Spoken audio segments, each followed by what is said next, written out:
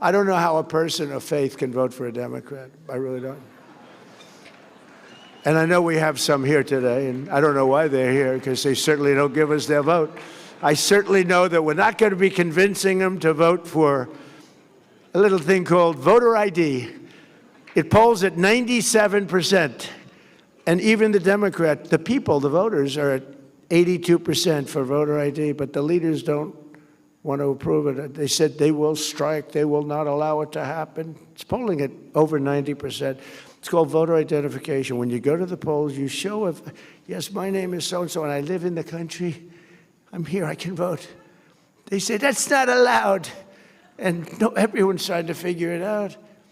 And they do something to win. You know what it is? They cheat. But let's get on to another subject. No, at that, they're the finest, probably anywhere in the world, I would say.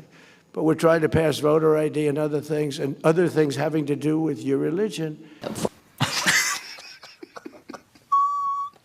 And getting the Democrats to vote is very, very tough. But we're grateful to the co-chairs of the breakfast, Representatives Ben Cline and Jonathan Jackson, and Governor Bill Lee of Tennessee. Thank you very much. Thank you very much. Thank you very much. And I want to thank a man who's been with me for a long time. We've been friends, and I used to be interviewed by him, and all he wanted to talk about was war. I said, this guy, you know, he's very smart, went to the top schools, was a top student.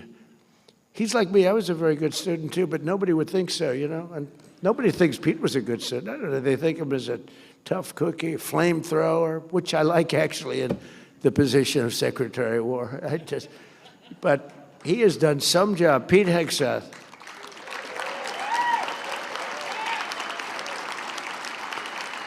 You know, he's very popular. He turned down a very large 5-year extension contract for millions of dollars a year. Oops, I don't want to say that. Your wife is here. She's saying, are you crazy?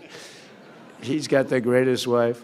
But it's true that Pete has just been incredible. And I used to go and be interviewed at Fox and Friends. You remember those beautiful days? And I'd say, what do you want to talk about? So I want to talk about releasing about 25 prisoners. They have arrested American soldiers because they taught them how to fight, and they fought really well, and they won every battle.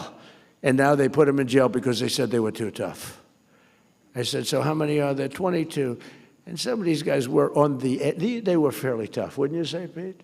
But, you know, it's true. We teach people how to fight, and then you put them in jail because they fought a little bit too hard.